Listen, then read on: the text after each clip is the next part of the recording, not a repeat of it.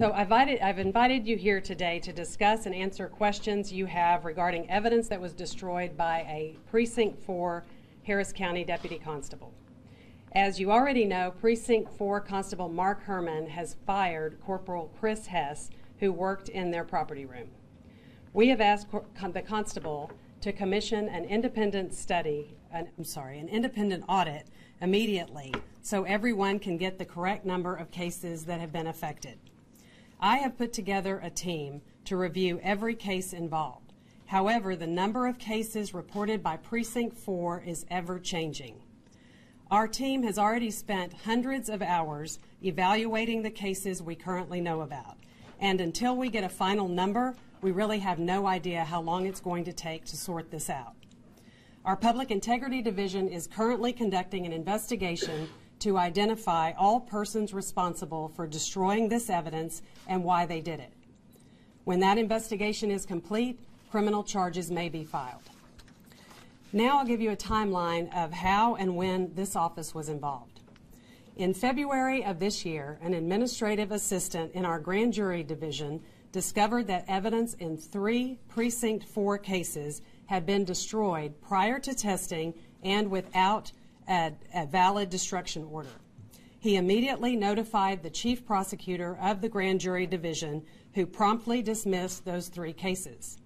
This would have been the first time anyone in this office was aware of a case where the evidence had been destroyed. Later that same month, our office discovered that additional drug evidence from a handful of felony cases was destroyed. So on February 29th, the Public Integrity Division opened their investigation. As part of that investigation, on March 14th, Precinct 4 provided our Public Integrity Division with a list of 56 incident report numbers for drug investigations in which they believed the evidence was destroyed by Corporal Hess. 10 days later, Precinct 4 told us that the number had dropped to 48 incident report numbers. In April, the number of affected cases changed yet again. On May 26th, Precinct 4 sent us another list containing 382 incident report numbers. However, we were also told that evidence previously represented by them as destroyed had been found, and that they needed to compare this found evidence with their previous destruction lists. On July 7th, our investigator received yet another update that there were 434 cases that appeared to be affected, and that Precinct 4 was continuing to compare found evidence against the list of destroyed evidence. Over and over again, the Public Integrity Division asked Precinct 4 for a complete list, but it was clear that the lists were conflicting and incomplete. Trial prosecutors in this office were not aware of any possible issues with their cases until one of them was getting ready to go to trial a couple of weeks ago, and they needed the drug evidence brought to court. The prosecutor learned the night before trial that the evidence had been destroyed, so she went into court the next morning and dismissed the case. After that case came to light, I asked the Public Integrity Division to send me the most updated list that they had. However, it was not a list I had any confidence in, since we had already been through about 5 lists that were incomplete and inconsistent, but I felt like we had to start somewhere. So ever since then, we have been trying to identify pending cases where the evidence has for sure been destroyed. However, to add frustration to this growing problem, some evidence we were told was destroyed has now been found again. That is why we are asking Constable Herman to get this independent audit done immediately. What we know right now is that approximately 21,500 pieces of evidence tied to all different types of cases are being reported as destroyed.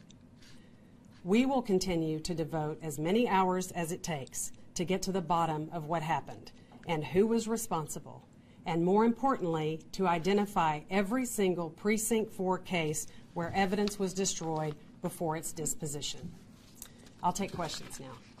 Do you know who ordered the deputy to destroy evidence to send the drugs to the incinerator? That's what we're looking into right now. That's exactly what's being investigated. Do you suspect that this was deliberate, or was this just accidental trying to make room? Intent is definitely going to be one of the focuses of our investigation. We need to find out who did it and why they did it. So that is the subject of our investigation right now. Is there any indication at this point that you believe that there is intent? I'm not going to comment on that at this time because the investigation's not complete. So is there a ballpark count right now on the number of cases impacted? I saw figure 90. Yes, so to date, we've dismissed 142 cases.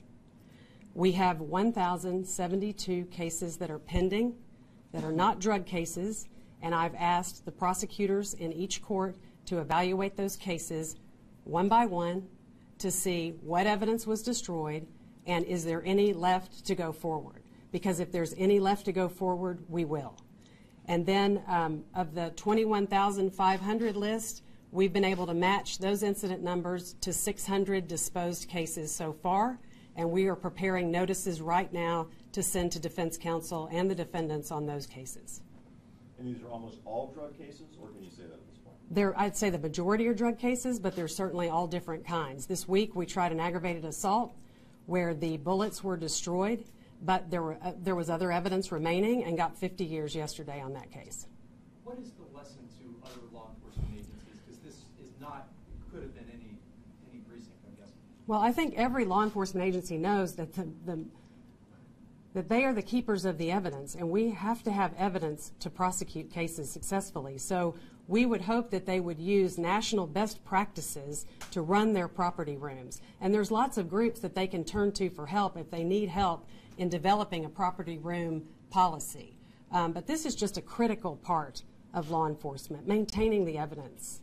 When did you notify attorneys that some of their cases may be affected? As we found out. So the cases that we dismissed, we told the defense attorneys we dismissed the cases, but you don't have to notice them. The cases are gone, right? So we told them that we dismissed them. The 600, like I said, we're preparing those now. On the 1,072, we've already sent notice of those. So as we discover them, and that's the thing that I hope people will take away from this, this has been a constantly evolving process. But as we find cases that we are confident the evidence has been destroyed in, we are immediately notifying defense counsel.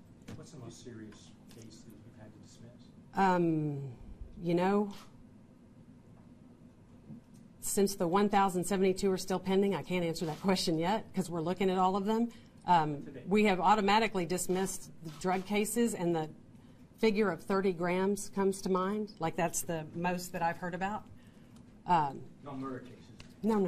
No, but those are the ones. So when you don't have the drugs on a drug case, you really don't have anything. So we just went ahead and dismissed those. But like I just gave the aggravated assault example, you could still go without some evidence and just explain to the jury what happened. That's what I'm asking them to do. I'm not aware of any murder cases. There may be on that 1,072 list, but those are the serious offenses we're taking a very close look at. Talk to us about this independent audit. Would that be something run by your office with a DPS? No, it's somebody who comes completely in. There's a national organization that I know Constable Herman has already contacted and is already getting an estimate on how much it will cost to do. And I don't think anybody's going to balk at paying that because it's so critical that this get under control. You know, if the Commissioner's Court would have to intervene to allow this external audit? I don't know if they have to get permission from Commissioner's Court. I bet Commissioner's Court will be asked to pay for it, and I doubt that they will balk at that at all. Constable Herman has been very proactive regarding this and was completely amenable when I called him and said, hey, we got to have somebody else come in here because the numbers we are getting from y'all are all over the place. Is Constable Herman under investigation? His office is. The people who are running the property room and who were destroying or not destroying evidence, that's what's under investigation. Not Constable Herman. I'm not going to comment on that. No, not Constable Herman. I mean, it's the people in the property room in his office. The cases that were disposed, does that mean that they were plea bargained? All different types. So they could have been dismissed, they could have been plea bargained, or they could have been tried. All of those. And we have to look at each single case and find out, is this person in jail? Is this person in prison? Was the case dismissed? Is this person on probation? We have to figure that out, figure out where they are, and notify them and the defense attorney. If the case has been adjudicated and they're in, let's say, probation or something, through a plea agreement, which happens obviously very often, does that mean that with no continuing custody of evidence, you have to release that person from that conviction? We will join defense counsel in a writ to get them released, or to the court to ask them to get off probation. We found some people who, through the dismissals that were already on our new pretrial intervention program. Well, they're off it now, so we immediately dismissed those cases. So that's what we're going to do on all of these. About the stress that this is placed on your office, on Yes. your employees. Frustrating, I would Yes. imagine. Talk about that. Well, this is taking us, as I said, hundreds of hours, and I'm not exaggerating when I say that, to track this down and to make this right. It's a responsibility that we gladly take on because we seek justice, not convictions, and we don't want anybody to feel like they've been treated unfairly. We have to right this wrong, and that's what we're going to do no matter how long it takes. What kind of damage has this done to the criminal justice system in Harris County? Well, you know, I know it's done damage to those 600 people, right? It's possibly done damage to 1,000 more that we have pending. I mean, it will make me sick if we have to dismiss a violent case because of this. It will make me ill to have to do that. That's why we are asking the prosecutors to try to resurrect these cases as best they can.